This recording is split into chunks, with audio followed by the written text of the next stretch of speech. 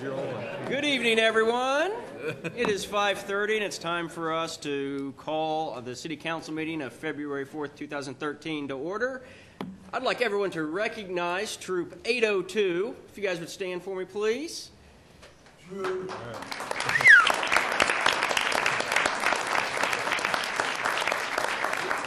These wonderful young men are going to lead us in our flag salute. They are here tonight not only to learn about what City Council is doing, but they are working on a citizenship and community badge. So we welcome you guys here. We hope you learn stuff, and thank you for leading us in the flag salute. So if we'll stand, and we'll have the Scouts lead us.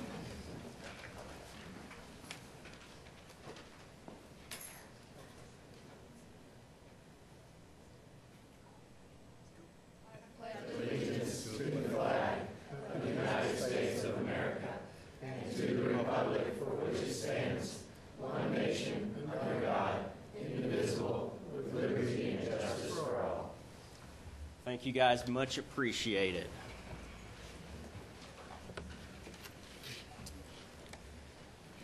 Okay, got a full house, bunch of new people, so we have agendas in the back if you don't have one. I would ask that everyone please make sure those phones are on silent. First item on our agenda is the consent docket, and there are items A through E. Do any councilors wish to pull any of the items A through E? I'd like to pull item A. Item A. A? Minutes? Yes. Okay, making sure. Any other items? I would like to pull item C. Item C. Okay. Is there a motion on B, D, and E? I would move approval on items B, D, and E of the consent docket. Second.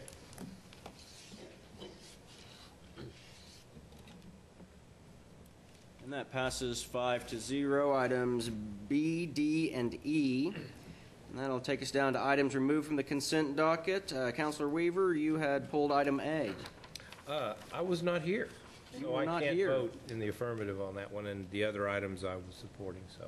Okay, I understand. Consider that one separately. Is there a motion on item A? I would happily move item A. Second. Motion second on item A. We missed it, Mr. Weaver. And that passes 4-0 and 1 with Councilor Weaver abstaining. Councilor Scott, you'd pulled item C. I did. I'd just like to hear a little bit of discourse for item C, just what it is, the hazard mitigation plan update. I'm very interested in emergency management and just hear what the changes are, so on and so forth. Okay, I'll ask our Director of Public Safety, Norman McNichol, if you would step forward and share some information with the council on the hazard mitigation plan update, please. Good evening, Norman McNichol. Hazard mitigation plan was developed some years ago with grant money from the federal government, and we attempted to do that again. And the hazard mitigation plan is designed to put in one book all of the possible assets you could need for any kind of a disaster that you can think of, be it a flood, a tornado, a building collapse, any kind of a disaster. It is something that's required by the federal government for the city of Stillwater to be able to apply for any kind of federal grant, not just emergency management grants, but any kind of grant, and it's about to expire. The Stillwater Emergency Management Director, Kirk Middlestead, had applied for a federal grant. Unfortunately, funds were not allocated this year for those purposes. And the report before you seeks to give a sole source to Flanagan, Mr. Flanagan, because that previous document had been developed by Mr. Flanagan. It took a lot of data entry and a lot of community meetings to develop that. If we were to start from ground zero, you're probably going to get some kind of boilerplate thing that companies sell, and it's just not very effective. The document that we have is very effective. There were literally dozens, if not hundreds, of community meetings held between different groups when this document was developed and entered into Flanagan's database, and that is the reason for the report before you, is to approve it as a sole source. Great. Any questions for Chief McNichol? Is this that one I received on a flash drive approximately so many months ago? I read the whole thing. It's very extensive.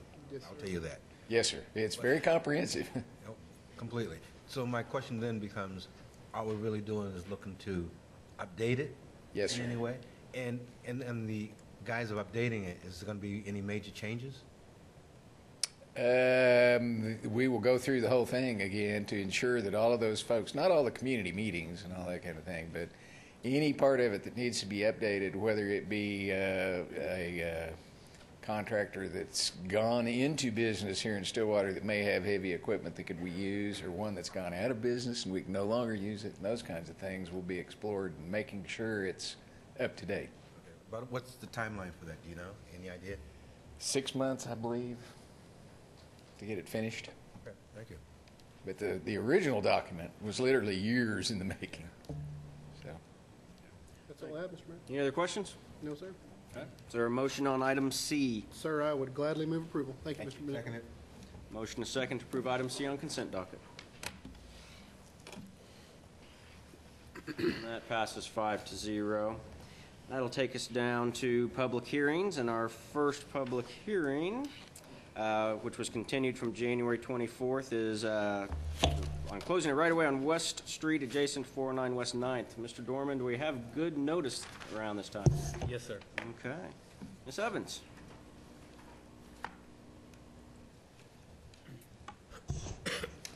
Good evening, Patty Evans, Development Services. And this item is requesting to close a portion of the right-of-way on Southwest Street adjacent to property addressed as 424 West 9th Avenue. The property is located on the northeast corner of the 9th Avenue and Southwest Street intersection. Did I say northwest? It's northeast. Northeast. Yeah, okay. The property was recently rezoned to the office zoning district, and the request to close the right-of-way is to allow more property for the development. The portion of the right-of-way that has requested to be closed is shown here in the red hatched area. It's a 20-foot wide section adjacent to that property. West Street currently has a 100-foot right-of-way. It is classified as a local street, and the right-of-way for a local street is supposed to be 60 feet according to the Land Development Code and the step plan. The findings include, number one, that a water line and a sidewalk are located within this area to be closed, and the water line and the sidewalk would need to be relocated to the remaining right-of-way when the property is developed, or a utility and pedestrian easement reserved during the vacation process or provided by separate instrument. Oops, sorry. Are there any questions? Who pays the cost of the relocation? Do we or do they? The developer does. Any other questions? Thank you. We will open up the public hearing, and we do have a request from Kelly Harris.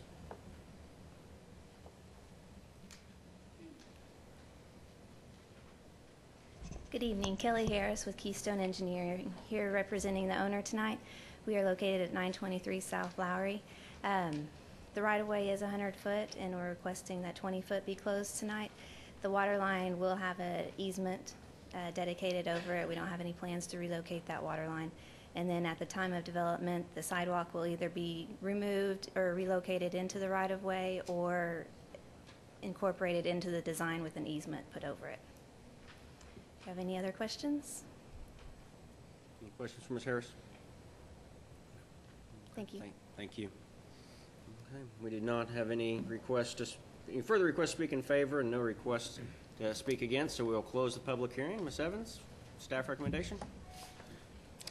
Staff recommends that the council approve the request to close 20 feet of right-of-way of West Street adjacent to property addressed as 424 West 9th Avenue, with the provision that the water line and sidewalk either be relocated or a utility and pedestrian easement either reserved or provided. Any questions, staff? Not this time, Mayor. Okay. I'd move approve. A motion to approve in a second. Any discussion? Oh.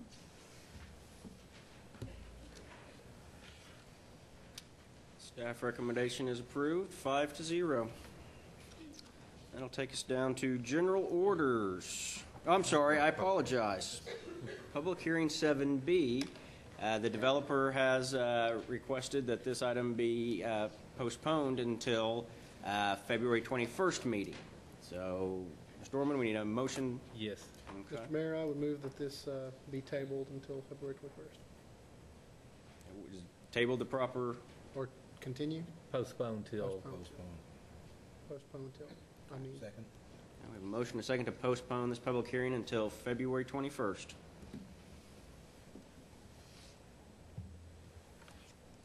And that passes 5-0. Now can we go to general orders?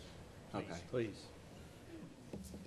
Okay, first general orders, text amendment to Article, 9, Section 1046, City Code of National Electric Code.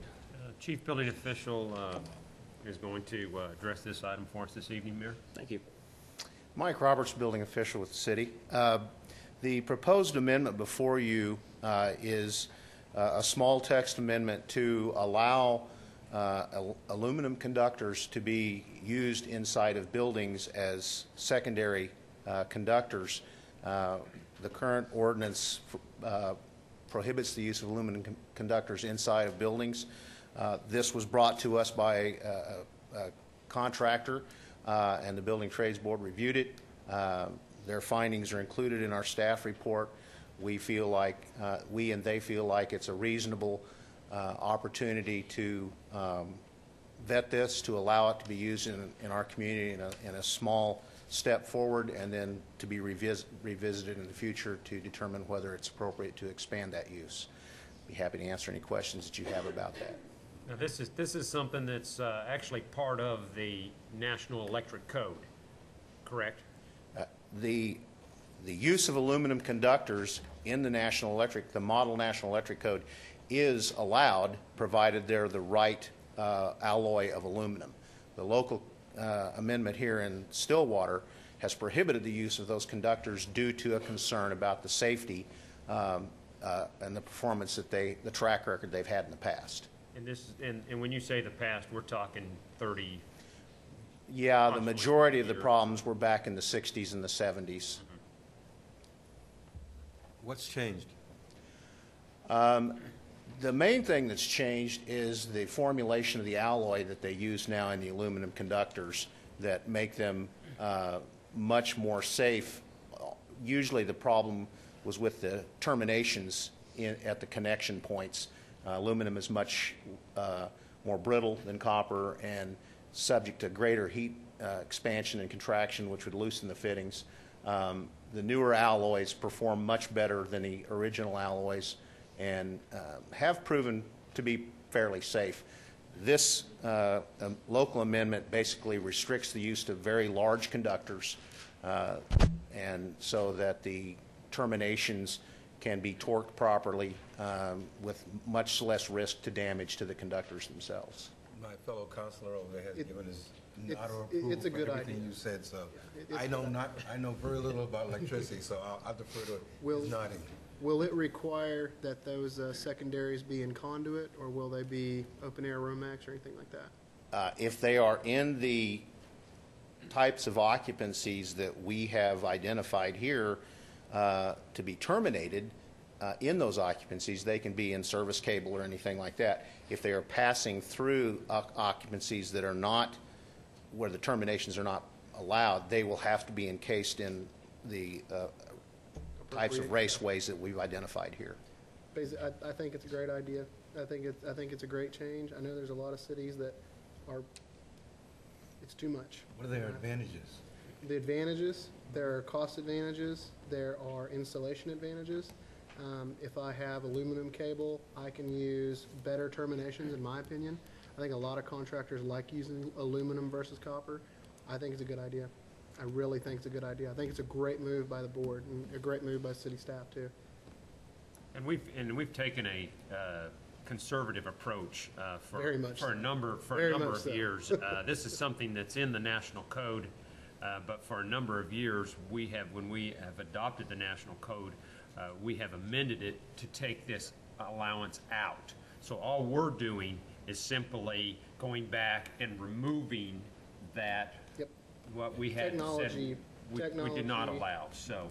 Technology, it's- installation techniques, they've all gotten so much better. We're not out on the cutting edge on this by any means. No, Sounded like an understatement from what I'm hearing.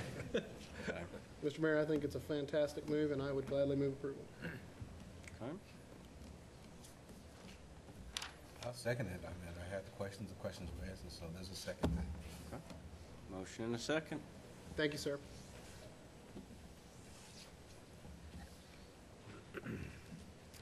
That passes 5-0. Next, under general orders, is the Employee Wellness Initiative. Thank you, Mayor. I'm going to ask Senior Human Resources Generalist, Ms. Christy Looper. She's done an extensive amount of work on this, and have her present this to you this evening. Thank you. Good evening, Council. Thank you for your time this evening. I am Christy Looper from Human Resources. I'm here tonight to provide you some background on some newly approved components of our wellness initiative, to give you a brief overview of the potential impact, and to also request your approval on a new fitness facility. The health concerns of our city employees greatly impact our business in the form of time off, health care cost, and also the toll that stress and illness have on our employees' productivity. American Medical Association and the Centers for Disease Control state that approximately 75 cents of every dollar spent on health care is spent on the treatment of preventable disease that is rooted in lifestyle and behavioral choices. Last fall, we conducted an employee survey, and the level of participation in the survey shows that health and wellness are high priorities for our employees. But the survey also reveals that our employees were not well informed with their health information or happy with their current health status. It also showed that they are interested in resources to aid in better choices and that they would participate in a wellness program. Only 13% of those taking the surveys indicated that they currently had or led a healthy lifestyle. Steps 1, 2, and 3 of the Wellness Initiative have been approved by administration and will be rolling out soon. They will be accompanied by year-round education, mini events, and resource campaigns. I'm here to request your approval for Step 4, the fitness facility. This initiative was designed to target key health areas and provide the greatest impact to employees' health and the city's aim in cost reduction. The Wellness Center eliminates many of the barriers or excuses that we may have when we go to work out, and it also provides the city with some key access to tracking information. We can better utilize and see how many staff members are using the facility, and that helps us when we look at our return on investment to better define that impact that we would see from such a facility. We have done some reimbursement type of situations in the past. By having our own facility, this would eliminate the administration problems and concerns that we had with those. We also did not have access to tracking to see if we were having a utilization for the funds that were being expended. And also it would be a taxable benefit to our employees, and thus would impact their income and not be a full 100% benefit for the reimbursement of those gym memberships. As an employer, we can benefit from reduced healthcare costs, increased employee productivity, decreased sick leave days, and decreased workers' compensation cost. The more employees that we can reach and educate, the stronger our initiative will be. However, the impact to individuals can also be huge. For example, the facility equipment part of this program can be paid for by eliminating or reducing the risk for only 2 individuals. Heart disease, including stroke, is the leading cause of death for men and women in the United States. The entire program has been designed to maximize this return on investment, increase the health of our employees, and to provide long-lasting results. 2 other large public employers currently offer a fitness facility to their employees at no cost in the city of Stillwater, and the program will be a proactive way to target the reduction of specific health areas and associated cost. Staff's recommendation is the approval of the fitness facility portion of the wellness incentive as proposed. I'd be happy to answer any questions that you may have. Questions? We're looking, we're looking at $60,000 for this facility? Yes, just under for the equipment. And is the facility available right now? The facility, we currently have a standalone city building that's not being utilized. There's some renovations due to some flooring concerns that were going on. So it would be a standalone building that would not be impact to any current services that are being offered. And the revenue for the facility or the equipment, is it already? The cost is already encumbered in a contingency fund that the operations group and the administration has approved the use of, pending your approval. Yes, all for the wellness initiatives. We need to do more of this. It's proven that it'll pay off. It makes your employees better. I have no issue with the general concept. What I have to admit I'm a little concerned about is we're standing up another building under city management, buying equipment, when we have a whole private sector out there that provides health and wellness facilities. Yes, you know, I can rattle off 6 or 7 in the community. Yes, sir. Did you contact each one of them and confirm that they wouldn't partner with us in any way? We sent letters just this past summer asking if there was any interest in employee membership reductions or information for us. They responded that their current, in most cases, their current premiums would apply to our employees. In the past, when we've contacted them, they would require us to guarantee a certain number or percentage of our employees through payroll billing or reimbursements. Right. And again, you have the administration and the taxable requirements. And then plus, this is an investment that we can know how it's being utilized, so we can track that in return. If it's not being utilized in the manner not impacting our return on investment, then at the end we do have a buyback provision within the equipment. But it does invest for a 3-year, all the maintenance, the training hours, and all of that. So the investment is over a longer period of time than maybe subsidizing some gym memberships and then not seeing the utilization. Plus, we've designed the gym that they've proposed to us with the exact indicators, the cardio and the strength that we need to see that largest impact. On the university campus, we set up a similar program, except where it's not free by any stretch of the imagination. Someone has to pay the cost. Correct. And the university is paying that cost for our employees that sign up. We track their attendance, and we pay on a per visit basis. So that, you know, we're not paying for those folks that don't use it. But if you're telling me you contacted every fitness center and you exhausted all, you know, possibilities of negotiating a deal with them, I guess that tells me something. But I'm surprised that we couldn't reach some way of letting the private sector help us here. Well, if I could, Mr. Weaver, I actually tried the same thing in my own company. And I went around personally and tried to basically solicit the different places to give us a benefit for having our employees go there. And me and the president looked at it. We just said, you know what, we're going to build our own thing. So we cleared out some office space, put a gym in there. All of our employees use it. I think there's advantages to having it basically in-house. And if you have a buyback program in 3 years, I think 3 years is a great amount of time to see if this works. I think it's great. Thank you. I concur with what Mr. Councilman Weaver said. Just a question. Logistically, how do you plan to handle it? When is it going to be open? Who's going to man it? Who's going to keep the records? How much additional cost is this going to be to the city that we're not being told right now? I understand your question. We can access this with a key card. So we currently have key cards for a large number of our staff members to gain access to facilities now. So we can implement a key card system so that once they go through the fitness orientation and the welcome to the center, then they would have their key card access turned on. Those logs are then dumped to our current system and we could remove the data from that. So as far as administration, it would be the key card setup and then the monitoring of that on a monthly or semi-monthly basis, depending on how staff wanted to review. And it will not be staffed. It will not be staffed. It's going to be video surveillance in a 24-hour facility so that we take that elimination or that excuse of the scheduling out of the matter too, but we will not have a staff member there at all times. So who's going to sweep it and take care of it? We're looking at some deals with some current staff that we already have on hand. Yeah, anytime you have a facility that you're utilizing, you're going to have some costs like that. Exactly. Yes, sir. My key card would fit then. I think mine would too. Was that a yes or no? I think that's Currently- At this point in time, it's a staff plan, but that's something that we could, I guess, certainly talk about. And we actually have it set up for full-time staff and then also spouses that are covered under our health plan, because spouses are a cost to our health plan just the same, and so we wanted to impact more individuals on the plan, so by reaching out to our spouses who are covered also. So there's incentives affiliated with this, I assume. There's pardon? Who sign up, incentives, Yes. and they'll be monitored and records kept of that? Yes, sir. And one of the good things is one of the steps that we said that we already have approval for is a health screening and completion of a health risk assessment.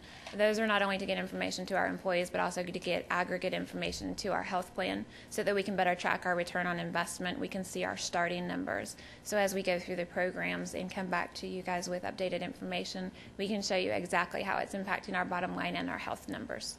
You know, I tell you, I just want to come on about how it's affecting your bottom line. I am a very poor example of this, so don't take my word for it, but all of my employees, they're all a little thinner around the waist. They get in addicts a lot easier now, and it took about a year. It's just a big culture thing now. You know, everyone, all my friends on Facebook, they're all like 1,000 times thinner. I don't know what my problem is, but I think it's a great investment. And I think looking at it as an investment is a good thing. One other question. Yes, sir. Have you done a employee sampling of who would participate and who wouldn't? Yes. Which means, is there any kind of backlash to this because of privacy issues? We have a high level of participation, and some of the things that we will watch for is we will watch on protected health information and HIPAA and stuff like that. The participation in a gym membership is not considered a health information, and then the information that we do obtain into the health plan is an aggregate. It won't be individualized. I won't be able to tell where Mr. Blankenship started with his health numbers and where he ended. I'll be able to tell as our plan as a whole. And then as we move forward for some of the incentives and others, we will keep it to participation levels and not ideal health categories and stuff like that, so that everybody does have equal access to it with no privacy concerns. Well, luckily enough, Mr. Blankenship, would be a short list. Well, we really think that having an in-house facility will allow us to reach out and actually capture many more of our employees than we would, say, if we were just to sign a deal with one of our facilities here in town. A lot of people are a little bit intimidated by some of the gym environments, and so we're hoping, and those are the people that we really probably need to get in and start a workout, and they need to feel comfortable in doing that. And we're hoping that we will be able to really connect with a large portion of our employees that are in those situations. And I know, having been someone who spent some fair time in a gym, that those who are big gym advocates, they're going to continue to go to the commercial establishments in town. You know, Mr. Blankenship, I agree. It helped our morale. It built team building, because they kind of get that decompression time too. So I definitely agree with that 100%. We're also hoping that it's easier, one of those go work out with me right after work, when you can take a coworker and you don't have to worry about which gym you belong to. Exactly. This is not a negative, not a negative statement, so don't read it this way. Yes, sir. The only thing that I've heard negative on the incentive programs and things like that, those who go and participate, which is great, and they get an incentive, but then their health cost is based upon those who don't go. Right. And so they're still paying for those that don't choose to go and do it. Correct. And we're looking at that. Causes some frustration. Yes, sir. And we're looking at that in this multi-year program of encouraging participation, not necessarily in working out or certain aspects of it, but knowing your numbers, doing the health risk assessment and stuff like that, so that maybe we can encourage those who don't see certain components of it as favorable to them, but encourage everyone to be a better consumer. And that's really what it is being more proactive in those choices. Councilor Weaver? Well, just, again, this isn't about should we do this.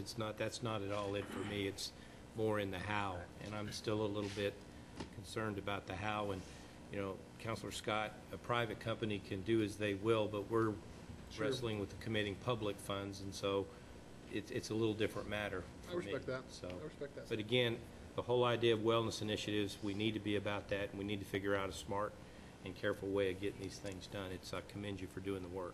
Thank you, sir. I agree. I do have a question. It's kind of on the, it's not so much on this facility or the how on this facility, but you alluded to this in your statements talking about insurance costs. Back in budget time, we were discussing, and one of the actions, goals, commitments from the operations team was discussions on helping control insurance costs. And since we are a self-insured insurance plan, meaning every claim we make, we're paying it, as opposed to private sector insurance, how education or explaining for employees, and I know this is a little outside of it, so I'm not looking for an answer, how has that factored into the creation of these, the incentive plans and the overall wellness plan? I can give you an answer if Okay. you'd like. Okay. We did much more of an education at our open enrollment meetings this year to show our employees the true costs that are associated with their choices and their non-participation in choices. So we started out this year in June with more of an education to our employees about the true cost of stuff, the true cost of making better choices. We have had a wellness newsletter go out recently with some more education pieces, and then we did the survey this fall as part of that. The ops group helps me work through some of the items on this. We looked at a wide number of programs and potentials, and honestly, everything triggers back to looking at a more proactive. We've been reactionary in plan changes and plan designs and premium shifts, and all that does is really shift the cost. It doesn't help contain. And so in order for long-term containment on both the city side and to make it still economical for our employees to have the insurance that they need, we have to take that proactive stance. And so that entails that education campaign, those year-round campaigns, and then the exercise and fitness, the Know Your Numbers. They all really roll back together to impact that bottom line. That was our goal in the whole program. The health is obviously a very great benefit for our employees, but as a business, the impact is for the bottom line. Thank you. Do you have any further questions right now? Mr. Mayor, I would gladly move approval. We have a motion. Is there a second on this item?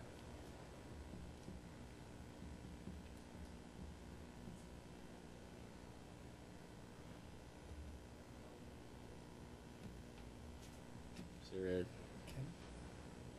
Can we have this brought back to us? Yeah, that's where I'm at right now. I'd like to know what happened, a I'm little more not- research on it. Vote no, I'm ready to vote yes. Is there, can I ask a question? Or are we, okay, yeah, if there's particular information that you all would like to have, if you could let me know that, we could certainly compile that and get that to you, or if it's just a matter of giving more time to think about what's being presented, we can bring it back at a future meeting. Yeah, I hate to read things in the newspaper and then have passed at the first meeting, so. Okay. And from my perspective, the plan sounds very reasonable, sounds great, and I like it, but I'm a guy that has to look at something, read it, and just really feel that I know all the components before I can really give a yay or nay answer. Yes, So sir. I'm looking for a little bit more time, and I'll personally do my own research to get more information. Yes, sir. Well, Mr. Blankenship, for me, I'd like to have a little bit more, a higher comfort level that we have exhausted all possible private partnerships. Okay. Okay. We can certainly do that. do we have any other specific questions at this point? We can always ask some more later, but are there any Well- questions right now that you want to ask or put out there to be answered? I would have liked to have had this in a study session rather than here, so we could have asked more questions. Well, it appears Sorry, that here now. Counselor Scott's motion is going to die for lack of a second. This is not something we need to actually make a motion to continue Nope. or anything like You that. just take It's- no action at this Yes, point and direct staff to bring back whatever it is. We'll bring it back on a future date, Okay. Okay. to be determined. Thank you. Thank you for your time tonight. Thank you, Ms. Looper. Item C under general orders are the financial reports for second quarter. And just as information for everyone, we do operate on fiscal year July 1 through June 30. Our Chief Financial Officer, Marcy Alexander, will present this evening. Thank you. Good evening. We are halfway through the year, and we are expecting our targets to be at the 50% mark as of December 31st. Some of the numbers presented this evening are a little bit beyond that, just because it is such good news that we want to share it with you. But all of the revenues for the general fund and the SUA and the other trust authorities are looking very good for the half-year mark. Over 50%, in some situations, vastly over that. The highlight for the general fund is the sales tax. The sales tax is currently, in January, running over the 10% mark. And that is the best start we've had to fiscal year since 2008 for the sales tax. And we're certainly glad to see that. The few years we've had and the down years, prior to that, we'd had a historical average about a 6.5% to 7% growth year over year. And as you all know, the past few years we've not seen that. So although I'm hesitant to say that, you know, good times are rolling ahead and life is good, it's certainly a big improvement. So we're really pleased about that. The total revenues for the general fund are 53.73% of the original fiscal year projection, and the use tax is 68.10%. And just a note about the use tax, we did make our last payment to Oklahoma State University for use tax in January of this year, which included use tax through December. And our agreement with Oklahoma State University for the use of the use tax was over in December. So 100% of the use tax going forward is available to the general fund and for the council's direction on how that's to be used. Other revenues in the general fund are 203.39% of the budget. Just some highlights of what makes up that number. We do get a rebate from our purchasing card vendor based on the volume that we use, and we continue to educate our employees to use the purchasing card when they're able to, so that we can avail ourselves of that rebate. And also in that number are the sales of the property that were authorized by the council earlier in the year, and the proceeds of the sales of those property. We also have been selling water at Lake McMurtry for use in an oil drilling operation, and those revenues are also reflected in the other revenues category. Total expenditures for the general fund are 34.57%, well under the 50% mark. And I attribute that to largely to a very smart, informed operations group of our managers. Having had them go through the budget process last year, they're very well aware of the ramifications of all the decisions that they make collectively. And I do believe that you can see that in the tightening of those numbers. It's a very, very good start in the expenditure number. Granted, we do have some seasonal expenditures that will bump that up, and I do fully expect, you know, most of the targets to be made. But there obviously has not been a big run out in the first part of the year to spend all their money, and as long as I've been here, I've seen that happen. So this is a very favorable number from my standpoint. In the debt service fund, the revenues are increased because of the seasonal activity. The first half of the ad valorem tax has come in, and we'll expect another bump for that in March when the second half of that is due. All of the other city funds, their revenues and expenditures are within the targets. Regardless of seasonal activity, they should be right on target for year end. The Stillwater Utilities Authority, their revenues are 60.6 of the original projection. Once again, looking very good for the mid-year mark. And electric and water revenues are 63.15% and 64.1% respectively over their second quarter target. With the revenues and the operating funds increasing, so do the revenues for the capital improvement funds that the council has set aside for water and wastewater improvements. And As you know, we have projects identified for those revenues. Total expenditures for the SUA are 45.44% of the original budget. Once again, well under the 50% mark. We have had carry forwards from the prior year budget, so you will see some changes between the original adopted budget and what our current revision is. Those were approved by the council in July, and then there have been a few administrative revisions that have taken place as well. In the Stillwater Economic Development Authority, most of the activity in that authority is from the Business Improvement District, and those revenues are now coming in. Those billings were done in December, and so due in January, so you'll see those revenues reflected in the first quarter or in the third quarter reports. And with that, I'll open it up for any questions you all may have. Questions for Ms. Alexander? Thing looks great. I've got it one. I don't think it's right now things are looking, I mean, numbers look good right now. Do we know of anything? Do we have any thoughts on, do we anticipate, do we have any bad news out there that we know of? Other than just being shell-shocked over the last few years, I don't know of anything on the horizon that is going to give us bad news. The sales tax, as I said, it is the best start we've had, but just kind of looking at those numbers, if everything else just went south on that, we'd still have a good mark on our sales tax, which I have a tendency to worry a little bit more about the general funds revenues than I would particularly the SUAs. But we also have some contingency funds set aside. Ms. Luper mentioned earlier that the operations group had set aside a contingency, and we've used a bit of those funds, but not much. And our other contingency funds are basically intact. So, and then with the expenditures being under 50%, we're in very good shape going into our budget planning for next year. Our thoughts on expenses we will be incurring in the second half of the fiscal year.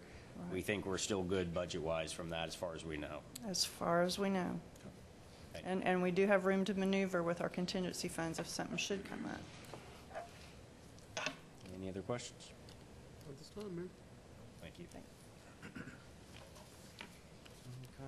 We don't have any resolutions. We do have several ordinances. The first ordinance is Ordinance 3220. It's on first reading. Mr. Dorman.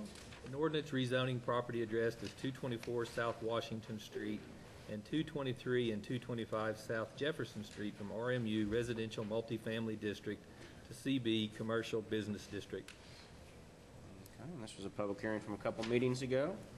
Is there a motion on this ordinance? I would move approval. Second. Motion second to adopt 3220, first reading.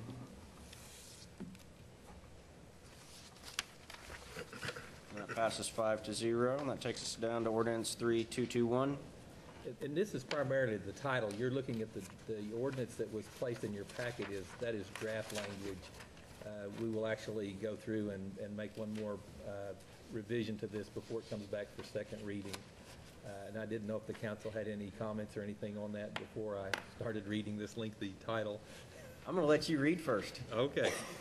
Ordinance 3221, an ordinance amending the Code of Ordinances of the City of Stillwater by amending Chapter 23, Land Development Code, Article 1, General Provisions, Section 23-7, Definitions, Article 3, Land Development Process, Section 23-58, Zoning Map Amendment, Section 23-60, Closing of Public Ways and Easements, and Section 23-65, Variances. Article 4, Design and Principles and Access Management, Section 23-85, Lots. Article 5, Use Categories and Limitations. Division 2, Accessory Use Categories and Regulations. Section 23-100, Temporary Accessory Structures and Uses within all districts other than residential. Article 6, Land Use Classifications, Division 3, Residential Districts, Section 23-136, RSL, Large Lot Single Family Residential District, Section 23-137, RSS, Small Lot Single Family Residential District, Section 23-138, R2, Two Family Residential District, Section 23-139, RTM, Two Family and Multifamily District, Section 23-140 RMI Multifamily District, and Section 23-141 RMU Multifamily Urban District. Division 4 Commercial District, Section 23-150 O Office District, Section 23-151 CS Commercial Shopping District, and Section 23-153 CG Commercial General District.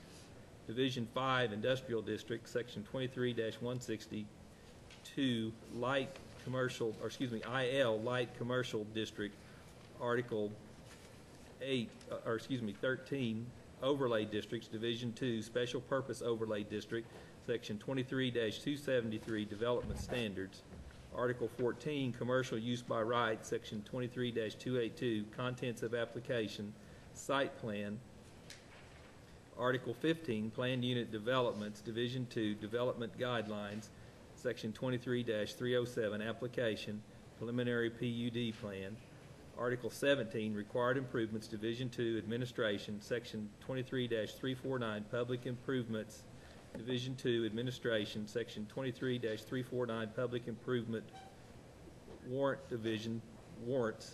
Division 3 Improvements, Section 23-357 Water Distribution System, Section 23-358 Sanitary Sewer Collection System, and Section 23-360 Alleys. Ladies and gentlemen, that is the longest one he's ever read. I do have one question. No, you don't. And the question is not going to be as extensive as you might think. We have some young Boy Scouts out here, and I know they just heard all of what you read, and I'm sure they didn't understand a word of it. So could you put it in terms where they would understand it, therefore I can understand it? Happy birthday, Joe. Yeah, happy birthday, yeah. Maybe you'd like me to do that. Well, actually, these are technical terms, but what this does is amends a number of sections of the Land Development Code, and we have to read the title of each one of those as part of the public hearing process. So that's why we go through this. And by ordinance, we have to read every word in the title publicly out loud. Did you guys understand that? Yeah. I understand it now. Thank you. Thank you very much. Ms. Dennison, I got a couple questions. We've got 25 pages worth of proposed changes, with most of that being things that aren't being changed with our underlying strike through. So much of this has to do with alleyways. What is prompting our sudden attention to alleyways, either allowing them or changing them? We have, since 2010-ish, around that time, with the recovery that we have started economic development-wise here in Stillwater, there have been a number of business enterprises who have looked at coming to Stillwater and just moving into existing buildings, taking access from the alleyway that was on the back side of the building, for instance. And the current regulations do require that if you take access from an alleyway, then you must improve that alleyway from the nearest intersecting street to your property and across the frontage of your property. That has deterred a number of businesses from coming into Stillwater, Oklahoma. And this is one of the things that we are trying to remedy, where under certain conditions, just moving into an existing building the way it is, there would not be the requirement to improve that alley. Okay. Expanding the business, adding additional square footage, additional buildings, anything like that, that would require the continuing improvement of that alleyway. But just moving directly into the business as it sits now, that would not require it. I would only come off your question, Mr. Mayor. What if they entered the building and they renovated it? They didn't add any additional square foot. Is that where the definition begins and ends? Is they're going to add square foot, like if they added ADA compliant bathrooms or a new lighting schedule or like a new service, would that fall under that same category? They would not be required to improve the alley, correct. Because they would not be adding square footage to the actual outside of the building. Okay, so I guess it's then on the outside of the building. Fair enough. We tried to write it as encouraging Fair enough. as we could. In the change that we have under the residential single-family small lot, where we remove, the proposal is to remove the maximum coverage. Coverage. Yes, sir. Allowing to build fully within the setback lines of the lot is the proposal. Yes, sir. My question is, that's in single-family small lot, but in large lot, it's maintaining the 35% coverage. What was the rationale removing it in small lot but leaving maximum coverage in large lot? Without getting into a lot of the number game here, because small lots, the percent coverage on the small lots, there's not a lot of difference in that percentage coverage and just meeting the setback requirements on the small lots. When you get to the large lots, the percent coverage and the setback requirements, it could be a huge structure, quite a bit larger structure, that if you just allow the meeting of the setbacks to go on that large lot, because the large lot already is starting out twice the size of a small lot, and just confining it to the setbacks. Plus this actually came from a citizen request to look at allowing this to be within the setbacks only in the RSS zoning district. I love it in the RSS. So I guess you're still comfortable with 35% in large lot. That is still the right maximum Yes, sir. coverage in your Yes, sir, opinion? we are. Okay. Any other questions? Not this time, man. Okay, thank you. Yes. Okay. Is there a motion on, what ordinance is this number? I forgot. 3221. Motion on this ordinance? Mr. Mayor, I would move approval. We have a motion Second. and a second to 3220. 3221. Oh, it is 21. 3221. Motion and a second on 3221. And that passes 5-0. Okay. Again on first reading, ordinance 3222. This is also by title, and this is the title for the National Electric Code provision that you just received information on earlier in this meeting. And this would be an ordinance amending the Stillwater City Code by amending Chapter 10, Buildings and Building Regulations, Article 11, Electricity, Section 10-486, amendments in regard to the 2011 National Electric Code. Move approval. Second. Motion and second on 3222. Okay, and that passes 5-0. And we have one ordinance on second reading, 3219. An ordinance rezoning property addressed as 424 West 9th Avenue from RT Residential Two-Family District to O Office District. Motion on 3219, second reading. Recommend approval. Second. Motion second reading on 3219.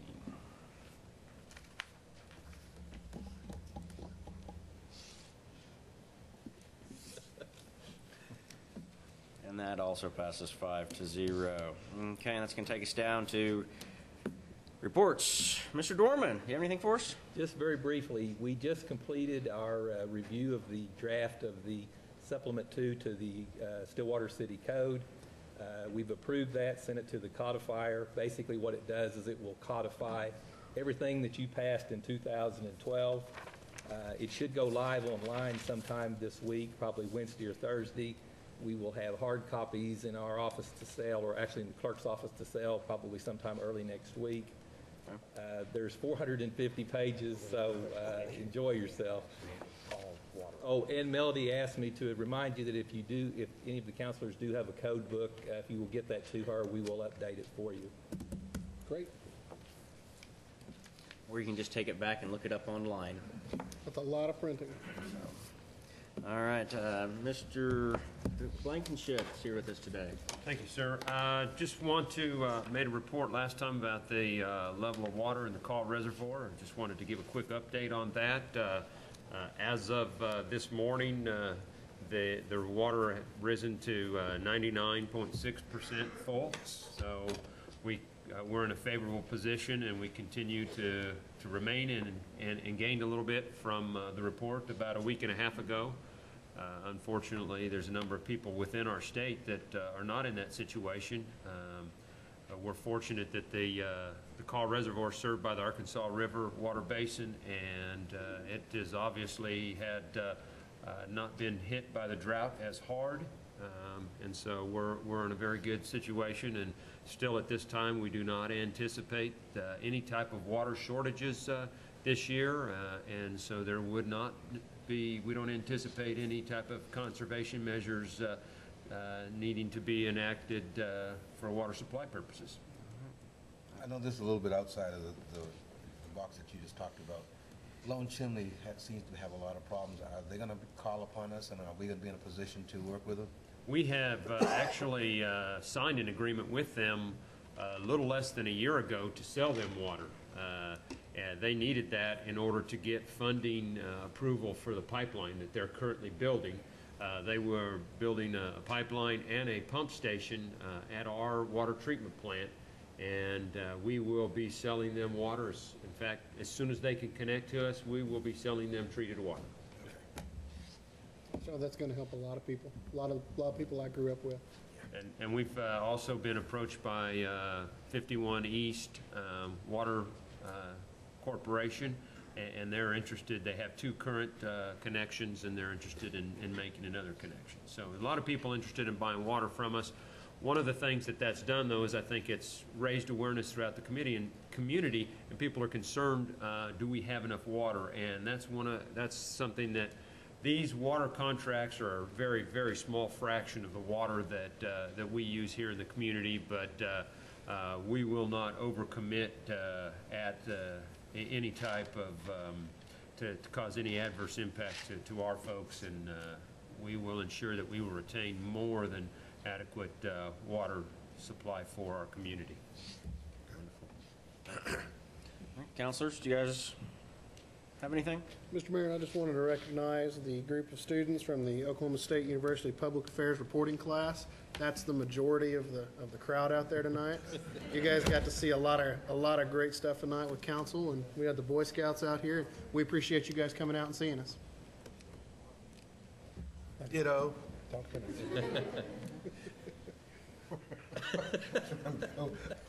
Councilor Weaver, Pena, you guys have anything? Good. Okay.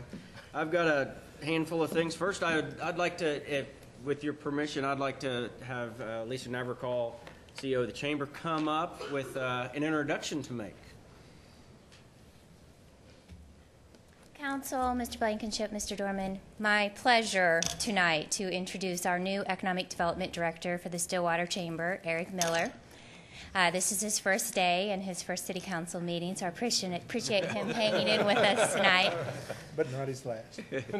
Eric comes from the South Carolina area. He has heavy experience in manufacturing and industry recruitment. His focus at the Chamber will be primary company recruitment, business retention, and expansion. I'll let you share a little bit about yourself.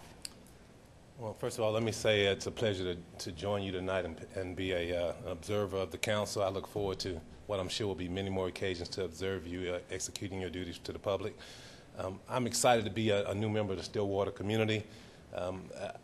My background is in economic development. I'm originally from Columbia, South Carolina, and worked at state level in economic development and also at the regional level, primarily recruiting industry to South Carolina.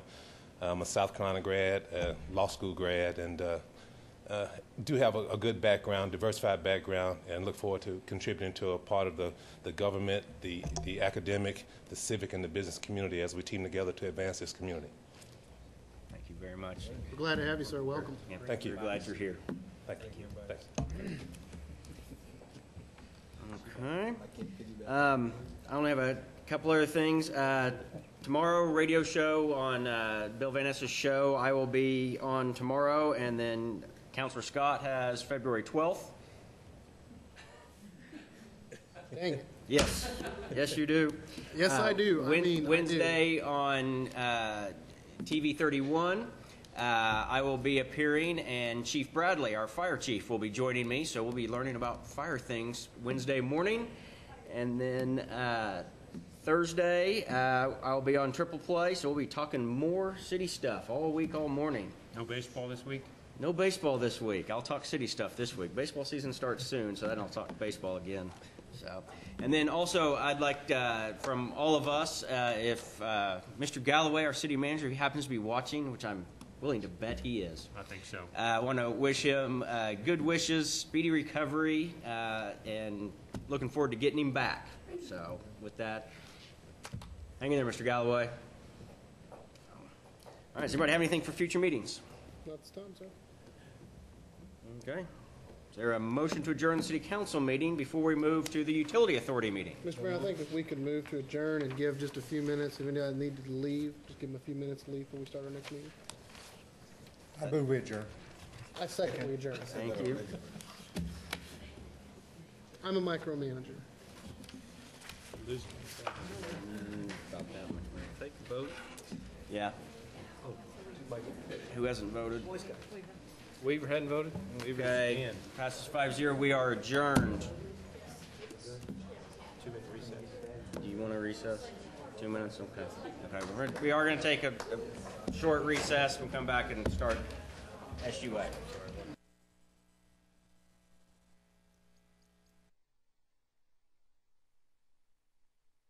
.org. It is close to winter. The city has a plan to keep the roadways and city streets clear of snowfall and ice accumulations. In the event of winter weather where a significant amount of accumulation falls in Stillwater, city crews go to work to plow roadways in 3 phases, starting with principal roadways to residential collector streets. First, the city gets to work clearing access to essential areas such as the emergency room to Stillwater Medical Center, fire stations, and Oklahoma State University.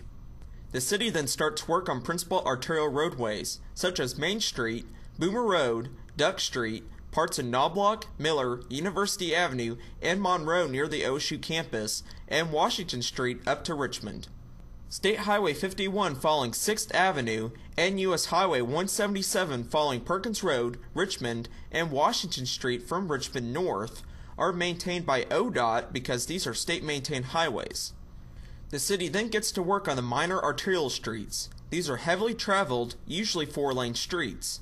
Examples would be Country Club, Sanger, Western, and 19th Avenue to the west. 12th Avenue, the downtown area, Hall of Fame, part of Washington, McElroy, and Jardot classify as these roads as well. Up in the far north part of the city, Lakeview, Airport Road, and Perkins Road from Richmond to the Cimarron Turnpike Junction are included in the second priority phase for snow and ice removal. The third priority of streets to be cleared is designated as selected collector streets. These are busy streets that collect traffic from neighborhoods and provide access to principal and minor arterials. These streets include 9th Avenue, University, 3rd Avenue, Virginia, Husband, and Stollard. All streets within the OSU campus are the responsibility of the university within its border, with the exception for sections of Hall of Fame and Western Road. The city does not have the capability to clear residential streets and driveways blocked by plowed snow. Property owners are required to shovel away snow off sidewalks adjacent to their property within 24 hours after snowfall has ended. For more information about the city's snow and ice control plan, call 405-742-8271.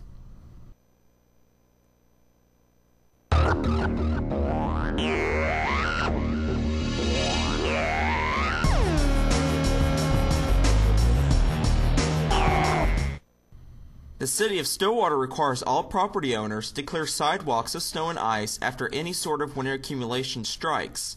Sidewalks must be cleared within 24 hours after snowfall has ended. For more information, call 405-372-0025. You're watching City of Stillwater Television. City of Stillwater Television provides information about city government and its services with public service announcements and feature stories, as well as provide live broadcasts and daily replays of City Council and Planning Commission meetings. You can also find City of Stillwater videos and replays of City Council and Planning Commission meetings at your convenience on our YouTube channel.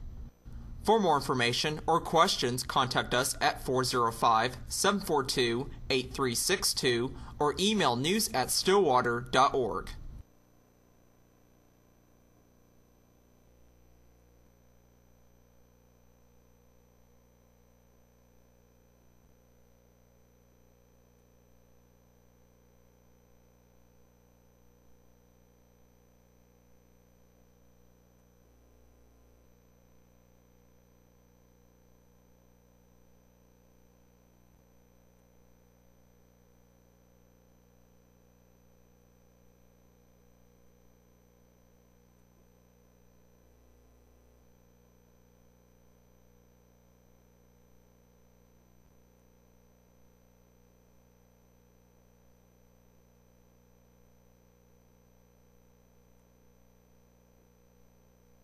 there working the crowd. Serious business. I said 2. I don't believe in 10. That's what we were requested. That camera? That camera. 10 minutes, he can be more than a mile down the road, Chuck. Just barely. Depends on whether you're going down Jardo from 6 to 12. Here we go. Yeah, what's going on in Jardo again? I heard there was something going on. They had both of my drives torn up today.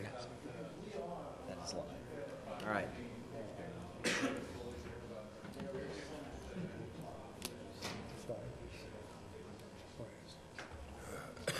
I turn it off sometimes. Okay, we are going to call to order the Stillwater Utility Authority meeting of February 4th, 2013. 2 items on the consent docket. Anybody wish to pull either item? Mr. Mayor, could we pull item A, please? We're going to pull item A. Move we accept item B. Second. Motion and second on item B.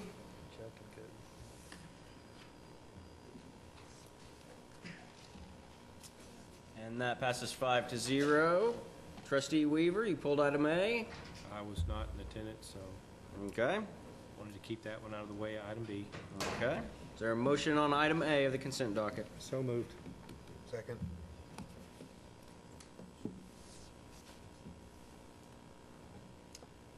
And that passes 4-0 to 1 with Counselor Weaver abstaining.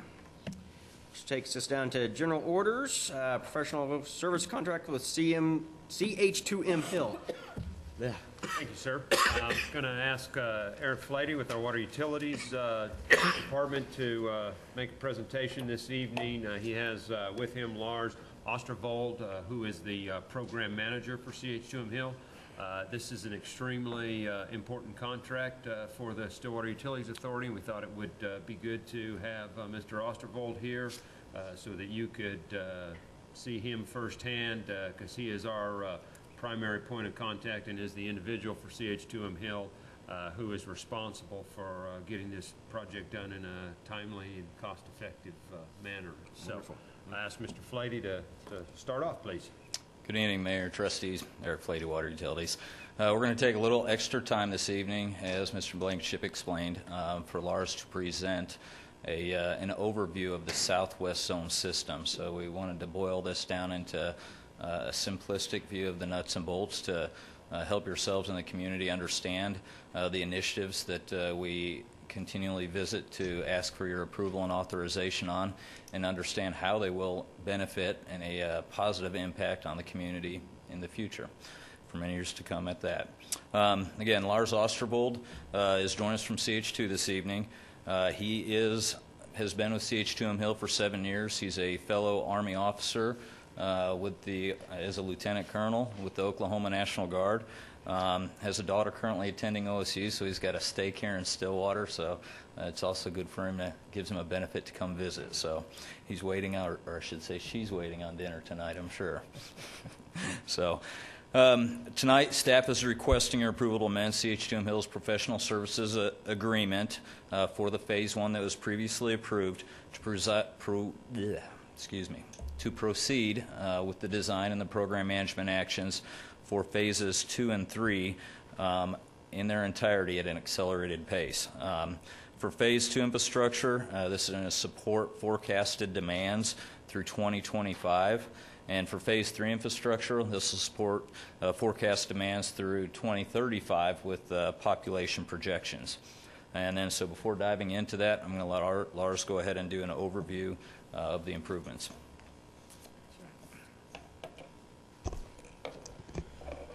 Good evening, Mr. Mayor, trustees. I am Lars Ostervold, your program manager for the professional services contract in the Southwest Zone for the improvements. We'll look at a graphic here this evening that will show you, we've referenced these before in phases, as I think you've seen in the previous reports. We'll show them in sort of in a manner that builds connectivity within the system. I think that makes sense. So they won't be presented in phase order. First, I'd like to orient you to the graphic that's in front of you or up on the screens. At the top, of course, you have the water treatment plant north of the city. As you move down past the airport to the west side of the city, you actually get down into what we call the southwest pressure zone. The southwest pressure zone is roughly bounded by Highway 51 to the north, extends to the south at 56th Avenue on the west side, Range Road, and on the east side, Western Avenue. Again, this will not be by phase. It will show the interconnection of the entire program of the improvements, which will ultimately meet your needs for the short-term and long-term customers within the city. First, what we have here is we start up at the water plant. The pumps at the water plant will have to be upgraded into order to meet the demands. Right now, they meet the demands of the existing system, but as you see in here, larger pipes need bigger pumps to keep them filled. We move down through a 36-inch line, which is a transmission line. It's in light blue, as shown on here. You'll see two different colors on the slides. The light blue indicates new infrastructure. The dark blue, as you see down along 6th Avenue, that indicates a connection into existing infrastructure. So the line will come down from the plant and connect in on 6th Avenue to a 24-inch existing transmission line that you have there. As well, McElroy Western Tower, roughly in the area of the Equestrian Center. And I say roughly as we go through this process, these lines and these towers, it's likely they'll go somewhere near there, but we'll confirm that through real estate transactions as well as through the engineering design for the final locations. As we move around from there, we've got water down to the southwest zone. Now we need to get it into the southwest zone. So we will work around clockwise. First, 51cc, which is at Highway 51 and Country Club Road. That pump station is undersized, it's old, it's underground, which is hard to maintain. Build a new pump station, connect a new 24-inch line to replace the 16-inch that's there, move around the west side of the southwest zone and into the range tower. From there, at the range tower, we will pump again south from a new range booster, south and then into the southwestern portion and along the southern zone, through a new tower at roughly 44th Avenue, and then into the neighborhoods that are there on the southern edge of the southwest zone. Continuing around, a new western booster which serves as multiple purposes, redundancy within the system. It can support the new 44th Avenue tower, help fill the 56th Avenue tower, as well provide flow and pressure to the southeast zone. And finally, as we circle around, you see the Perkins booster, which they're working on now. That's part of the southwest zone. It's not my project, but it's part of the southwest zone, so we included it here. It can also fill the 56th Avenue tower, 56th Street tower. Go up western with a new 16-inch line, which will connect back into roughly where we brought the transmission line down from the water treatment plant. So you can see here, we've encompassed the entire southwest zone. We've got redundancy, a loop system. And then finally, you can see we've just denoted some neighborhoods on here, so you can see that this plan provides coverage to the entire southwest zone.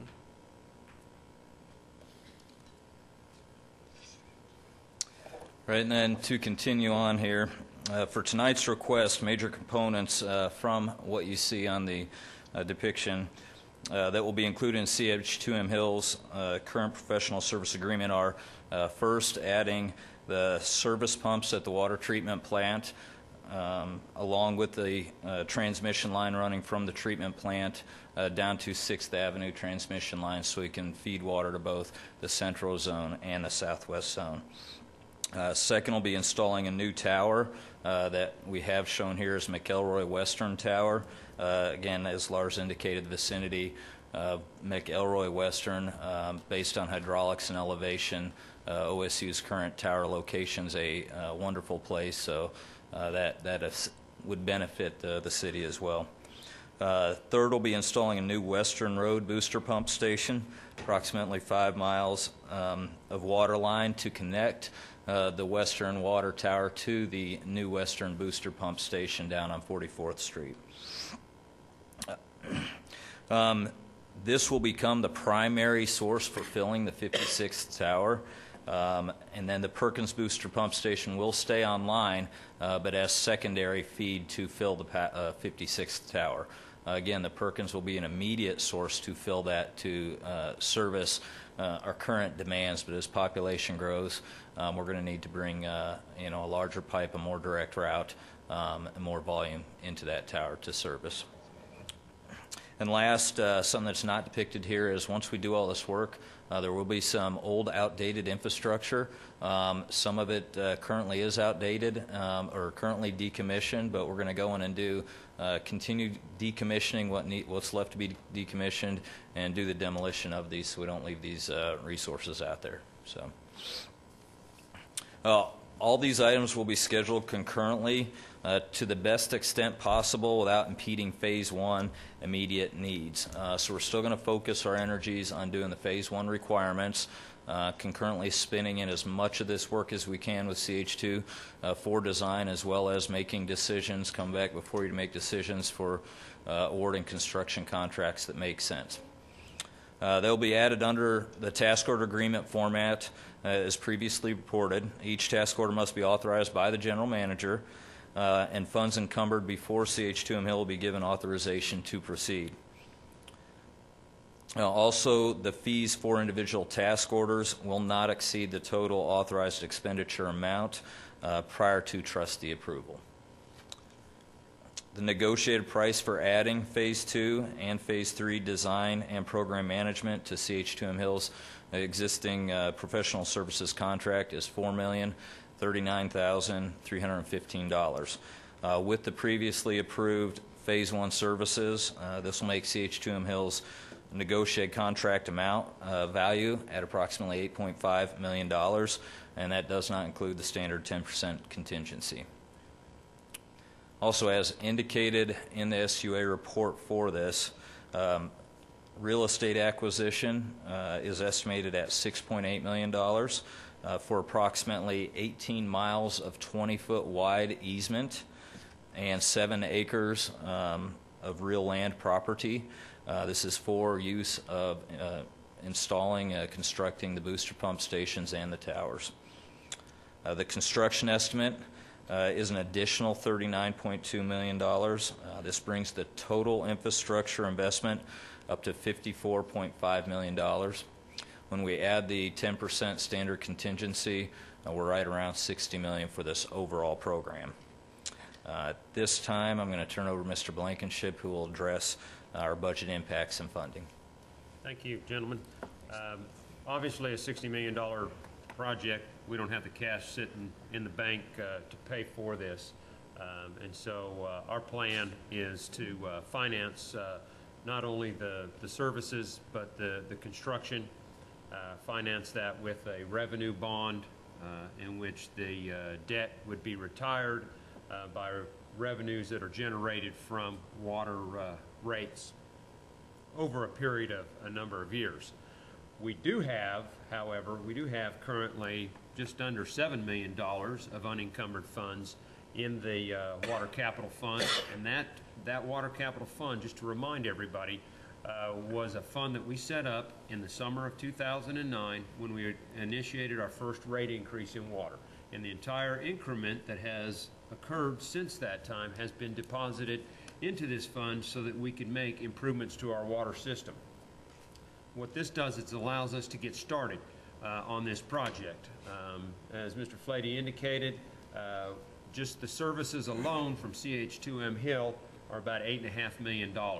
And so the way we've structured their agreement is we do it by task order. So when we give them a notice to proceed for the initial task, then we encumber the money for that task. So we don't have to encumber the entire amount that's the contract amount.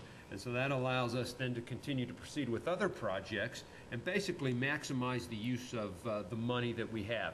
We could go out right now and we could get the full financing for the package, but we don't think that's the most cost-effective approach. We want to kind of balance our cash and our financing, and we will, once we get to the point where we have basically expended all of our cash, we will go ahead and finance this project. And when we finance the project, we will do what's called a resolution of reimbursement, and we will reimburse ourselves for the costs that we've occurred in this process, and then that will replenish our account and allow us to continue on with the projects that we're still working on.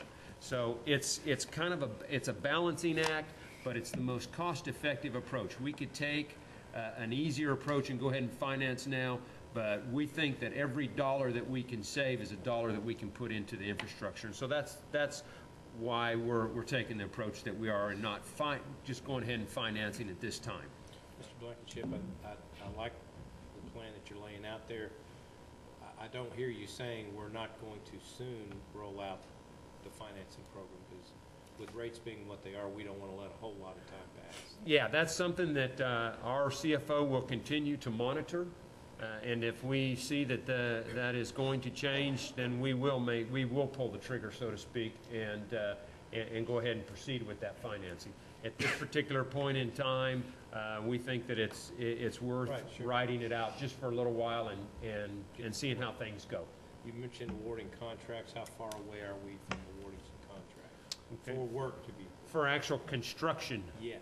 And I'll go ahead and defer that to Mr. Flaty, if you can help us out with that. I mean, like it, engineers are studying and designing and thinking, but I'm ready for some... Yeah, we've made it past the study part. This is actually going in and doing the preliminary design and then identifying the right-of-ways and easements and the final design so that we can go to bid and actually put some shovels in the ground. Here you are. We will start work in 2014. He didn't say January 1st, did he? No, sir. He understands that any commitment that he makes here that I'm going to hold him to. 2014. 2014. But with that, I'll push as hard as I can, and I hope you all understand and Okay, appreciate but that. that's not, my question becomes, 2014, what phase are we talking about? Which area in this? We're talking phase one. Okay, I know. Phase one we do have scheduled right now to clearly start executing construction work, shovels in the ground in 2014. Upgrade the pumps and the pipeline? Is that what No, that is... No. And I'll go ahead and clarify what phase one includes. First thing, we're looking at, if you look at your slide there, 51 and Country Club Booster Pump Station. That item's going to be replaced. We're going to get a new pump station in there and a new line that connects that booster pump station to the existing range tower. Another part there will be to build a new booster pump station at range tower. That one will be to continue pushing water further south down to what will be the new 44th tower.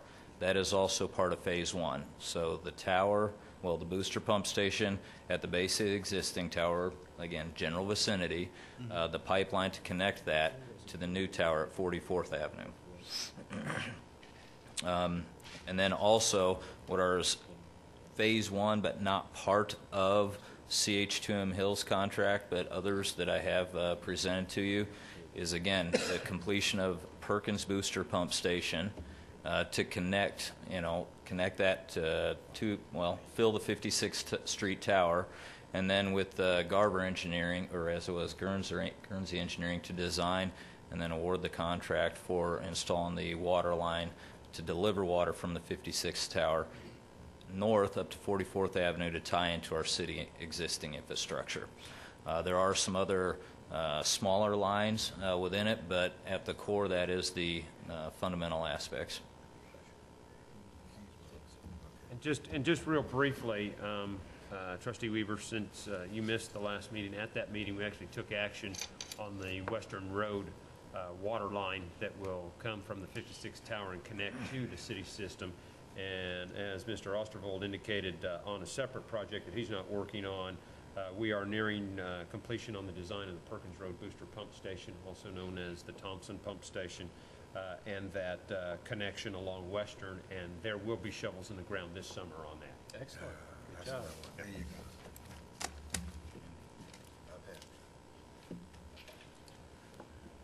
We have other questions? I do have one. It's really more of a remind me what we originally talked about kind of thing. Before you were here, remind me what we talked about.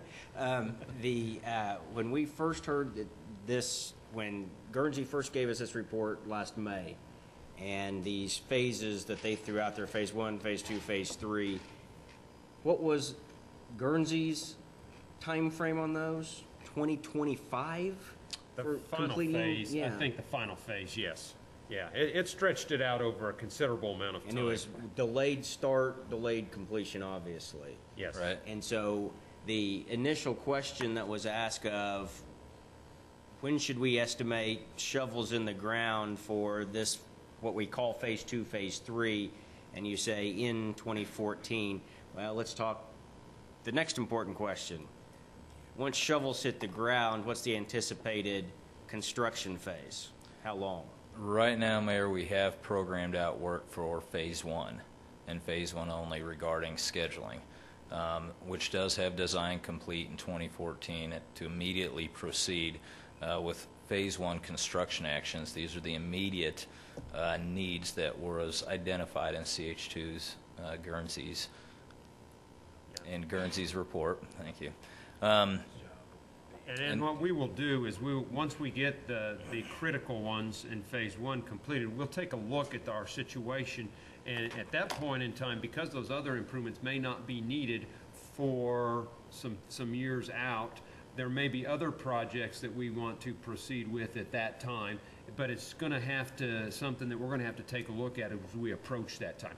We will be in position to pull the trigger with the plans and specs. We will have everything completed. We'll have the right-of-way acquired for all phases. We'll have all the construction design plans completed. And the only thing that we'll need to do is, once we're ready to proceed with construction, is to advertise for bids for those. And so, but that's a decision that I think that we need to hold back on until we get a little bit further down the road and a little bit better clear picture of what might be a priority at that particular time. Well, and that's consistent with what we discussed when we heard the Guernsey report. That's correct.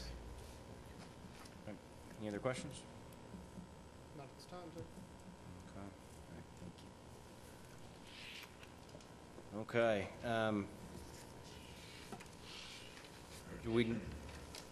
Are you looking for two different approvals or No, one approval on? Yeah, just a recommendation that the trustees authorize the general manager to execute the amended professional services agreement with CH2M Hill to include program management, real estate services, design and construction management for the Southwest Zone Phases 2 and 3 water improvements, and expenditures up to $4,450,000 for CH2M Hill's Phase 2 and 3 services. So moved. Second. Okay, we have a motion, a second, to approve the staff recommendations.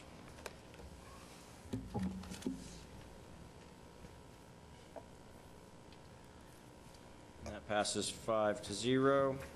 Thank you very much, gentlemen, for being here. Mr. Otterbold, thank you for being here. We look forward to all your good work here in Stillwater. Sure, thank you. Okay, that is the extent of our SUA agenda. Is there a motion to adjourn? So moved. Second. Motion and a second to adjourn.